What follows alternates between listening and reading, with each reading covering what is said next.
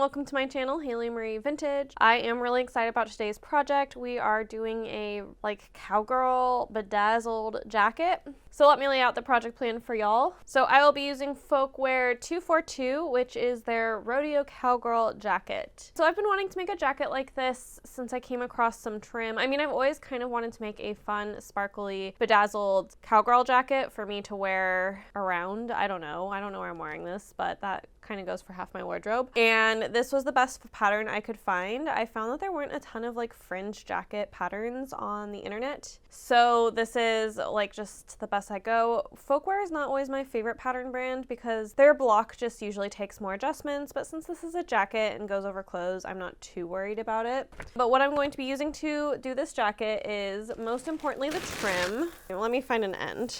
I'm so excited about this, guys. Here's an end. Okay, so my plan is I'm going to use this trim here, which is this beautiful white beaded trim with little beads at the end, and layer it with, let me find another end, and then layer it with this trim here. So we'll have this close enough.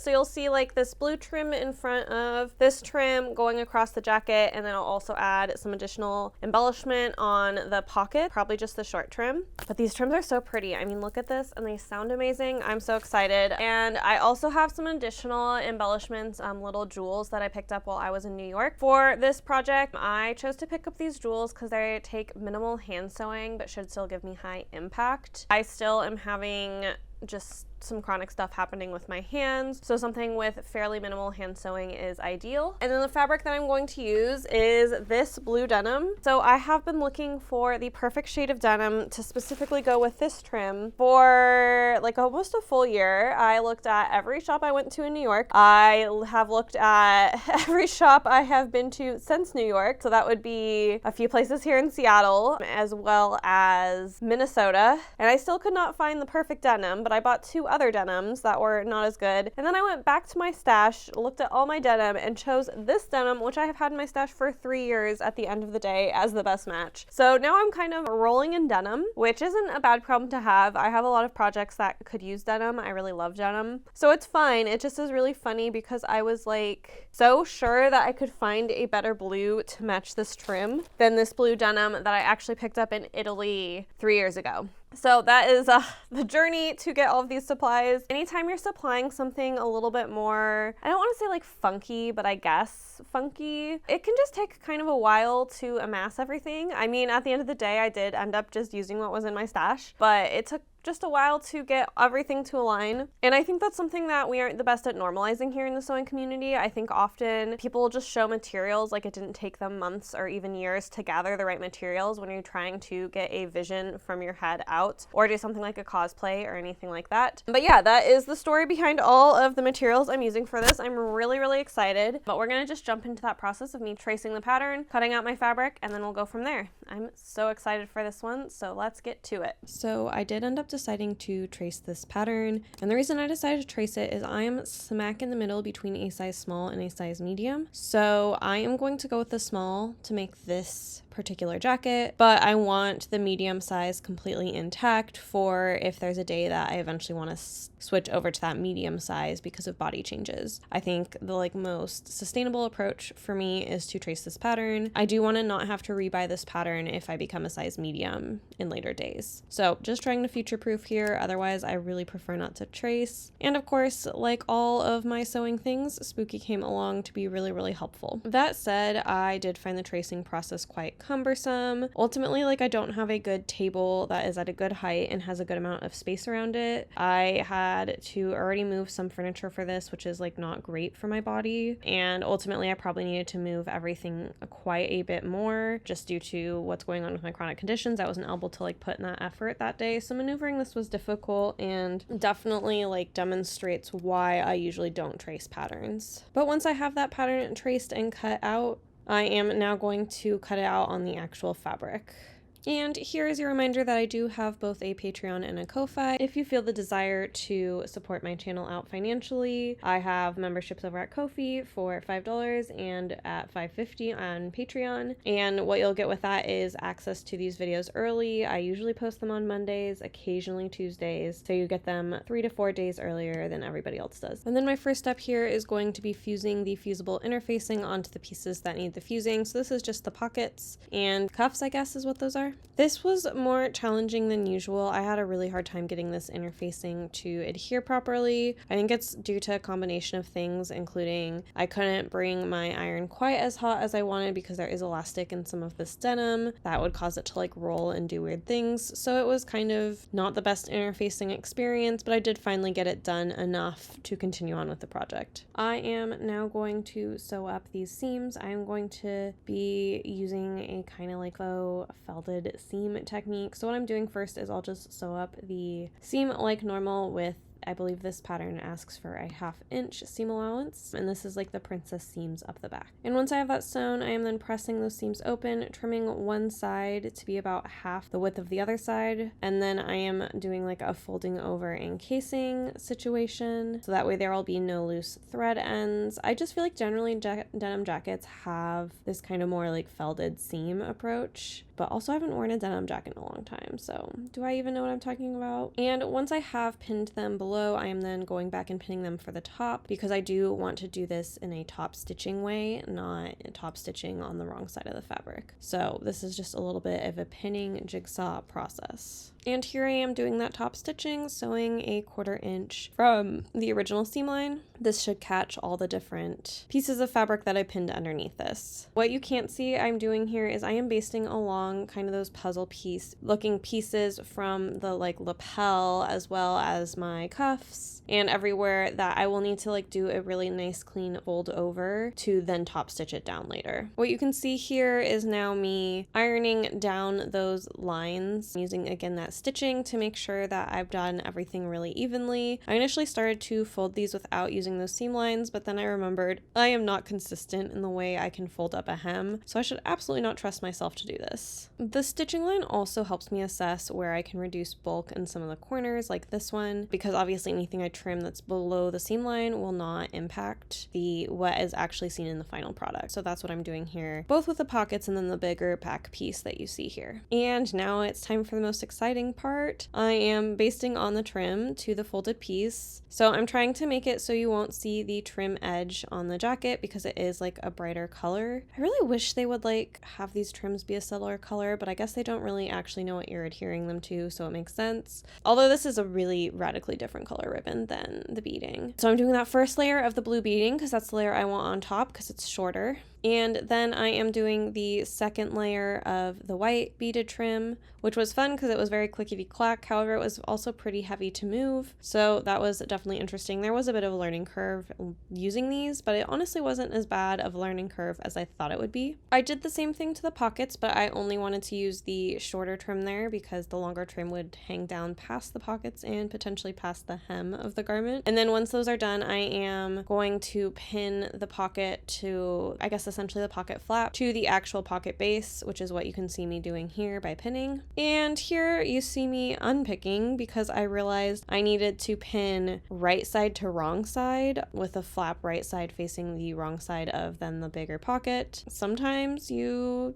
do things and you have to unpick them, and that's just part of sewing. And it is why I have specifically a more ergonomic seam ripper, is because seam ripping is a part of sewing, but it's also part of sewing that hurts my hands. And here I am pinning it on the correct way. And I guess I didn't take any footage of me sewing on the back piece, but I just went and I basted around the edges that are the seam lines, so the tops of the shoulders, the neckline, and the armholes, just so it's secured, but so it's not in its final destination, or I guess iteration or whatever, because I wanted to be able to sew up under the denim so the stitches wouldn't go all the way through to the inside of the jacket. So right now, like essentially both the pocket and this back fringy piece are pieces that like you can put your hand under and sew underneath so your stitches aren't showing on other parts. So hopefully that makes sense. I did not do a great job showing you what I did or describing. But after that, I am now just taking all the rhinestones that I bought and trying to figure out exactly where I want them. I want just kind of like sparkly flower-esque feeling of this. So that is what I'm just gonna move the pieces around until I'm happy with them. It took a while, but I did get to a point that I was pleased with them. And so I took a photo with my phone and then kind of like broke up the little clusters and sat down and got ready to hand sew.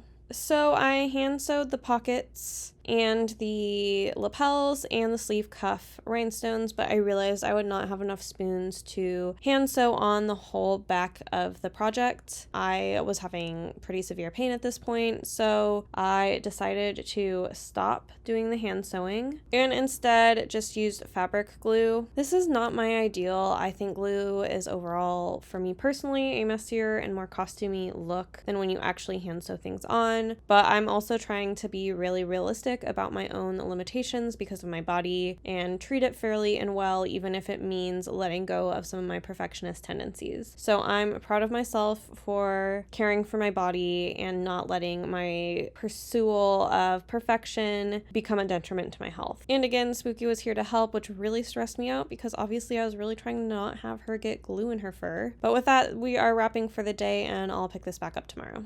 And with everything beaded and ready to go, I can now start assembling things. So I did take an extra, I think, 1/4 inch out via the princess seam here to tighten up the shoulders because when I tried on this vest, it was a little bit wider in the shoulders than I desired. So I do have like some overhang on the lapel pieces or whatever you want to call these. I will trim that off after, but first my goal is just to make sure the points are pointing to the seam the way they should and get ready to like stitch around and stitch this down. So this is just my feelings towards this pattern. I did the weird kind of puzzle pieces. And these were incredibly challenging to use, top stitch, sew around. Like this was very, very not fun. And I don't feel like it gave it that much better of a look than if I had just gone with the simple like diagonal point ones. So do this version of the pattern at your own risk. I would not do this version of the pattern again personally. What I will say is at the very least, I didn't have too hard of a time navigating around the rhinestones when top stitching. I was a little worried about that, but my foot and my machine handled those overall pretty okay. And because I'm a bit ridiculous, I didn't want to be able to see the basting stitches in this that I put in to be able to both turn the weird puzzle shape and then also keep that puzzle shape while I did the hand beading. So I'm picking out 2 rows of basting stitches here. And then after I'm done with that, I'm going to go back and sew 3/8 inches away from the edge so that way it'll match the top stitching on the seams. First initial sewing that I did was right around the very, very edge of that seam. And I used the same top stitching strategy for the big piece on the back. Of course, I had to navigate around the fringe, but once those were done, I could then pin the shoulder seams together, which is what the instructions told me to do. But first I have to shave all of those extra things from the princess seams. I'm really happy I did that though. I think it really made for a better fit in the jacket for me. And in my opinion, the seams for the shoulders were too thick to do like a faux flat felled. So after sewing them up, I then went and I just sewed a parallel line 3/8 of an inch away so it would again look like that top stitching, and then trimmed those edges down to the closest to the seam that I could get. And the next step that they instruct is to focus on the collar. So I am pinning both the 2 pieces together of the collar facing, and then there's also a collar I have to affix to the jacket part, and I am pinning those pieces together as well. And then with the facing, I am just turning the edge over a little bit and top stitching it to give it that nice finished edge look. You did just see me lose thread chicken. I feel like I lose thread chicken a lot, mainly because I am very blatantly unaware of what's happening with my bobbin. And then at this point, I am going to sew in my label to the back of the neck of the collar. This feels like the best time to do it, so we're doing it. And I sewed the collar piece to the jacket, so now I am ready to sew the facing to the whole collar lapel situation of the jacket. So I'm just matching everything, matching my seams, doing all that good stuff. And I did understitch this collar and lapel, so I understitched the collar on the wrong side of the collar for the place where the collar will be turned over. And then I switched to the other side and did that understitching for the lapel and the way that needs to lay. So I ultimately did them oppositely. Then I sewed the side seams down. Here I am using that similar, just laying over the raw edge and doing a second row of stitching to give that look of top stitching that will match like like the princess seams that I did the actual proper technique. By this time, I was feeling too burnt out and not enough spoons with this project to do a full felled seam on literally everything. And at this point, I could try it on, and I realized the jacket was much longer than I wanted. I wanted a much more cropped look. I thought I would go the cropped route, but sometimes you can't be 100% sure until you try it, so I did make it up at the full length, even though me cropping it is not an actual surprise. I do want to note the hem on this is weird because they have you sew the lapel to the like front part of the princess seam, so you have to like angle up.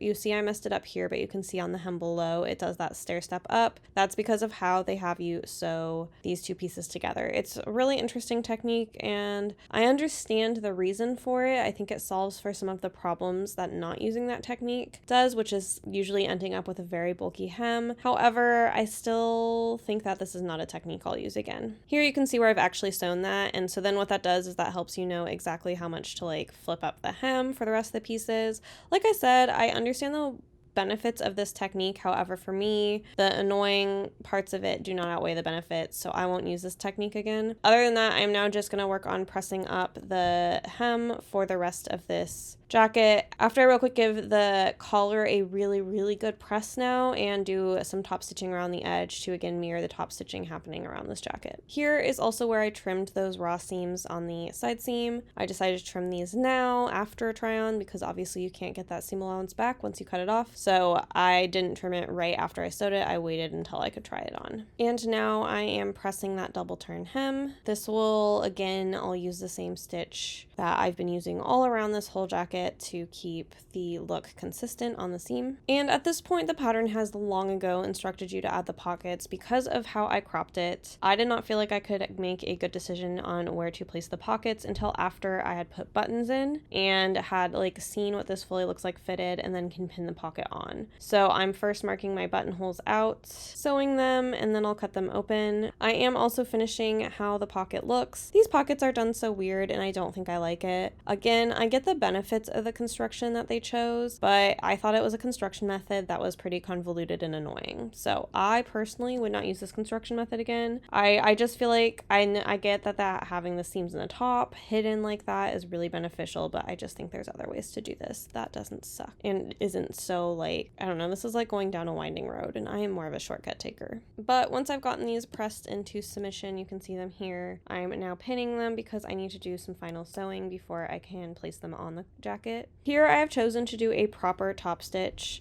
3/8 away, again to mirror all the other seaming on this. I was actually kind of surprised how easy it was to like sew in between the beading and do all of that, so that was really nice. Same with seaming the trim here. I feel like I was able to do a pretty good job. And then to again get that really proper try on, I'm sewing on the buttons at this point. Ideally, you would probably place the pockets before you sew the buttons, but this was just the route I wanted to take. I didn't want to put on the pockets, regret where I put them, and have to unsew them, and I feel like knowing exactly how the button lapel would overlap was a really important decision I needed to see to inform where I put the pockets. And then after trying it on and placing the pocket, I just did some math to make sure it was the same on each side, and then I'm just top stitching around the pocket here to secure it to the jacket. Just making the bodice of the jacket took up my whole weekend, so I am now working evenings to finish this up. So first I am again working on the sleeves. We're doing that same fringe technique. It carries all the way from the back down the sleeves. So first I'm going to press over that edge. This is a straight enough line that I felt like I could eyeball it, so I did. And then with that eyeballed, I am now going to sew down the trim the exact same way I sewed it for the V part on the back. Spooky has been very involved on this project. I think she likes the sound of the beads, much like I do, but she is now sitting on my sewing machine, minding, let's say, her own business, but she is a little bit in my way. I again ran out of bobbin thread, so I had to ask Spooky to move, and she was very nice and graciously did. Then I could wind my bobbin and not have to remove her myself. And with my bobbin wound, I can now sew that second layer of trim. And to continue to keep my seams consistent, after sewing that, I am then sewing the seam allowance down in the position I want. I am sewing first right on the edge, and then I'll sew again 3/8 inch from the edge like the rest of the jacket. And I was strangely stressed about getting all this trim caught up in the second seam that I needed to finish this type of sleeve. So I was thrilled when it was just kind of like making a little trim burrito. The trim was so weighty on that other side that it never even interfered with the seam that I stitched here. So that was pretty neat. And with that seam sewn, I now have, the whole circular arm shape. So I'm going to finish up the cuffs. So first I am sewing the cuff to the end of the sleeve. This is exactly like the pockets in the way that I am sewing wrong side to right side, and then I'll flip it out and it will all contain its seam allowance. And then from there I'm just stitching really close to the edge first, and then going back and stitching 3/8 away from the edge. Again, I'm just trying to keep all of my seams looking exactly the same. And then this was definitely hands down the most challenging piece to get to lay flat and pinned correctly to then sew down. When I did the first one off camera, I had pinned everything, but I had not used enough pins. So I, at some point, folded over a layer in this cuff that then I had to do a whole bunch of unpicking. So on this one, I am placing a gajillion pins because I want to make sure that that doesn't happen again, because I don't want to unpick this. I find the unpicking of this really not fun. Also, the sewing of this is really not fun. So between the two, I'm not doing it. So I'm trying to be really careful and intentional about this one. And here is where the sewing was really frustrating. So here I'm trying to sew down that edge of the cuff, and my sleeve is too small to fit around my sleeve head, and it's too stiff. I think technically if I hadn't used interfacing, I could have done it, but the interfacing has no stretch, so I couldn't do it. And I think it's okay, because I think if I had been sewing this while it was stretched, it would have turned out terrible. But this was not fun. I was very frustrated because what you also have to remember is I also have a ton of really heavy beaded trim, making the sleeve harder to maneuver. So this part was really challenging, and this step specifically is why I wouldn't recommend using the little puzzle piece version of this jacket. If you're doing trim, I would stick to just the plain V's. I think the plain V's would have gotten me just as cute as the look without wanting to scream. But I did finally succeed, and now I am easing the sleeve into the sleeve head, and I'm on my very last step of this jacket, where I am just finishing that sleeve edge with a zigzag stitch. I think in an ideal world I would have serged this, but I am still too afraid of my serger. So for now, we're not serging, and I'm just using that zigzag stitch to kind of keep all the edges from fraying worse. But with that, we are all ready for the reveal. I can't wait for you to see this labor of love.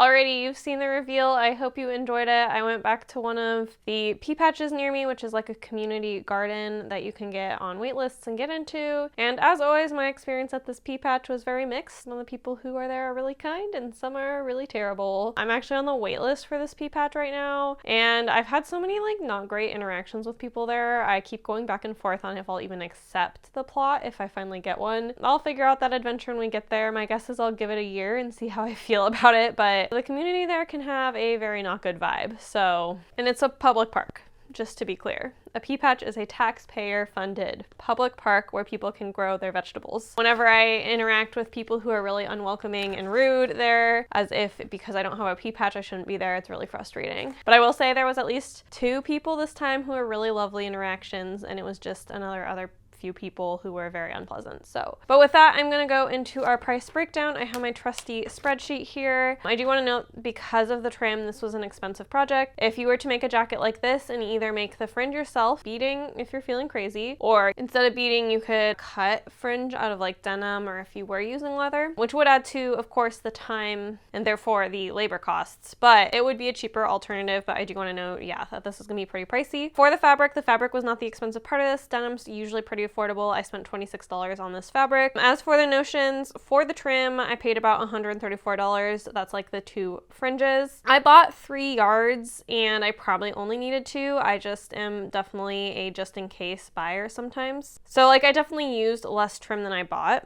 Oh, and I guess like that trim cost includes the beading, or not the beading, the rhinestones I used. I spent about $350. It's a little more than $350 on just the thread and the interfacing that I used. That brings me to a notions total of $138.39. Like I said, pretty pricey, but if you went with less expensive trim, you could absolutely get the price down. And then for the pattern itself, I spent $26.96. I actually think this is a really versatile pattern and I'll get a lot of use out of it, so this will slowly go down as I start to use the pattern more. But that brought me to a supply total of $191.35. So yeah, like I said, this was not cheap. This is pretty expensive. I don't know if it's going to be in the top 3 expensive projects for me this year, but it's going to be up there in expensive projects for me.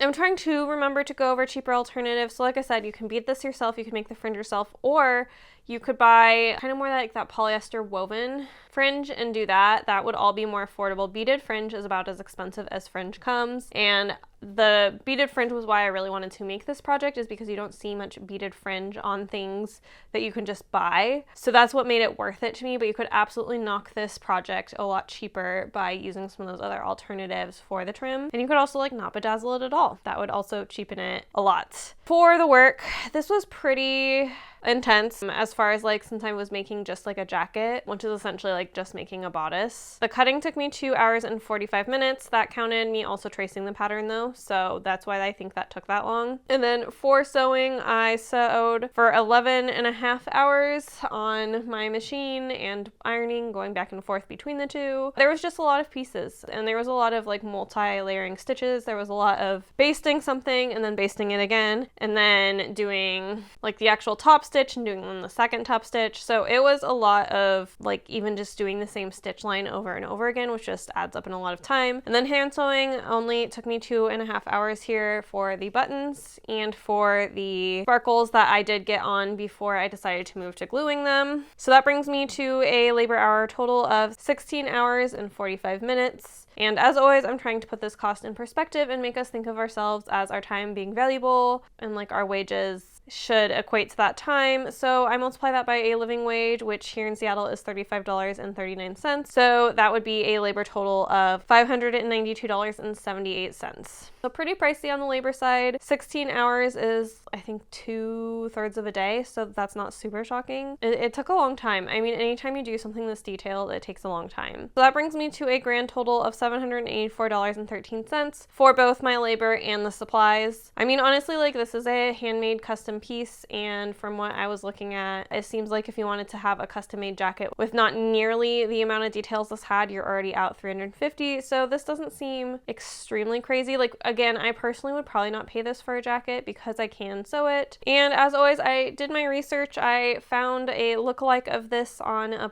couple different points in the internet, looking for first your ultra fast fashion. This is your hyper fast fashion that is incredibly unethical, and then also looking for your mid-tier fast fashion. These are your brands like Anthropologie or Urban Outfitters that are more expensive but still make cheap product, like cheap as in cheaply made, not cheap as in cheap money wise, because it's actually quite expensive, but they still use unethical labor practices at those places. And then the last will be the slow fashion brand. So for the ultra fast fashion brand, I found something for $30 that was a polyester and cotton blend. It also just looked really cheap. I was trying to just find something that did have sparkles in the fringe and wasn't just straight up fringe. I don't know what this fringe was made of. It was like sparkly, but it looked horrible. So because of that, I don't know. I think $30 is a crazy price point to sell something like this at, because regardless of like you would be having to pay something someone so insanely low for a piece that is this detailed, and even if you're doing it at your cheapest and least detailed possible, it's still like a lot of steps because inserting fringe is just kind of no joke. For the mid-tier brand, I found a fringe denim jacket for $128. That was also poly cotton blend. This one, the fringe, and it looked significantly better. Of course, you can't really tell online. However, it still didn't look that good in my opinion. And then the last one is the slow fashion one I found was $295. This one did not have any glitter on it. I couldn't really find a slow fashion one that had a bunch of beading, but this was like what looked like a very, very nice denim fringe jacket. And this jacket was made out of organic certified Denver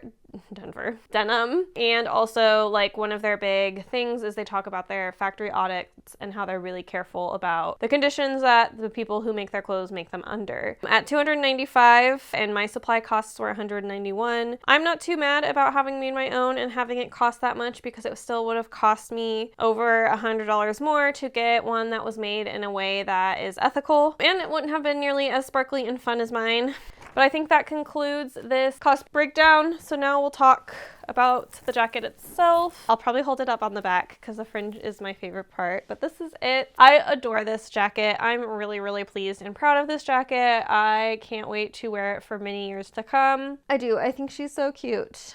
So let's talk about what it was like wearing it. I wore it for a show. I went to see Funny Girl as it was touring through Seattle, and it was so good. I was kind of surprised because it's a really old musical and I didn't expect to like it as much as I did. But I wore this to go see it, and I went to dinner before, so I've eaten in it. So like, this actually isn't as annoying to walk around in as I thought it would be because I thought all this movement and the clickety-clackety would slowly get annoying. I thought the sleeve fringe would get in my food, but because of the way the cuff is and how high the cuff goes, it actually was not a food hazard, which is neat. And then aside from that, the one annoying thing is, which is predictable, since these fringe have the little bigger like gem at the end, it would get caught in places, and I have two spots on this jacket that it actually broke the thread and I had to tie off the thread. Oh, here it is. To make sure I don't lose more here in the arm. So it is annoying because it does get caught in stuff. So I probably like wouldn't wear it for like really high activity. I think wearing it to like a theater performance, or I mean even a night out I think would be fine, but I think this would be incredibly annoying to do something like wear it to work. I'm gonna stop holding it up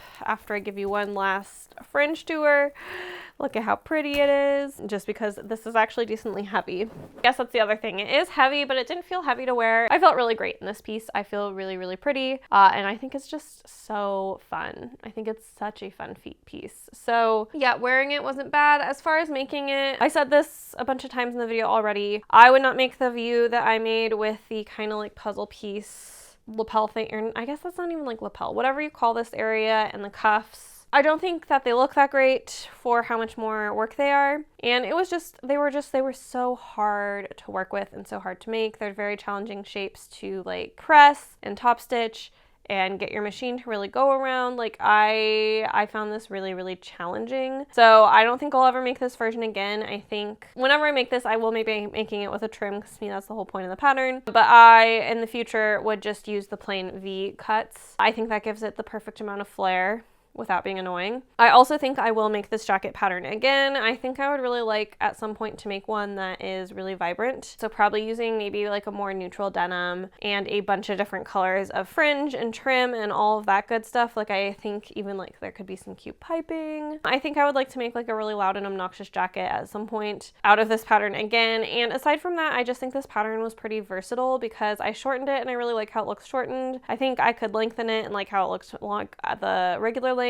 I do. I think this jacket pattern has a lot of potential. I will say I don't think the fit was awesome. And now that I've made this jacket using this pattern and I understand how they kind of made all of those really cool Western features that like really make a Western jacket, I think I could take a regular denim jacket pattern and add a whole lot of details into it that would give it a similar look. Sometimes I feel like that's why I like to try a pattern like this one and try to find a pattern before I end up pattern hacking something in the future, is because since I found a pattern pattern that worked well enough for me that I could just make it. I now understand more about how you make something like this. So next time I make a jacket, I could use literally any pattern I wanted to execute something similar, because I will also say I don't mind the rounded collar, but I think in a denim jacket, I prefer maybe something a little bit more square. I don't think I have much else to say other than I believe this is one of my, if not the last sewing video before voting day. So I just want to shout out, please, please, please go out there and vote. Across all states, there are a lot of really important things on the ballot, and while of course vote for president, please, please, please do not forget to do your research on your local elected officials. Those elected officials are who make a really, really big difference in your everyday life in the town that you live. While I do, of course, care about the presidential candidate, it does influence a lot of law and the Supreme Court, which as we have seen,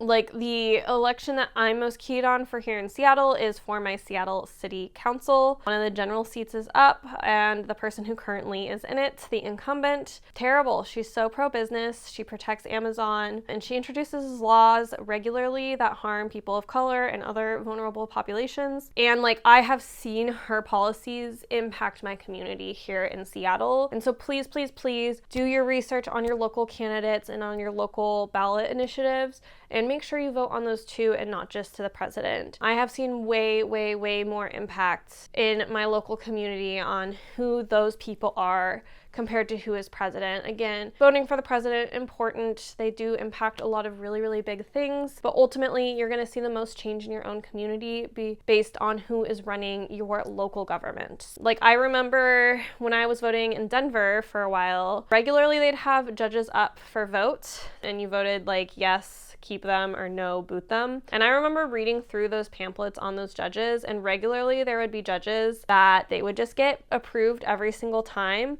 even though they had like actual proof of like biases against women or people of color or socioeconomical standing. Like, you could literally read these pamphlets on these judges, and it would say, this man has been shown to have some gender bias, but he's working on it, so we recommend you keep him. That's crazy. So please, please, please do your research on your local elected official. Get out, vote, vote, vote, and don't let voting be where your participation in trying to improve our systems change. I know my elected officials hear from me a lot. I'm constantly provoking them, but voting is a good place as any to start. But yeah, please go out and vote. And with that, I'm going to wrap up this video. As always, you can find me over on Patreon or Ko-fi if you want to go over and support my channel. I always really appreciate it. And then of course you can support me for free by giving this a thumbs up, commenting down below. Honestly, comment down below, what is the most bonkers thing you have seen about a candidate in your local like hometown or city elections? Because these small candidate rumor mill, or I don't know, there's some really wacky things that small candidates do. Like, what have you seen in your own community that you're like, what, this is bonkers? I would love to hear it, because I think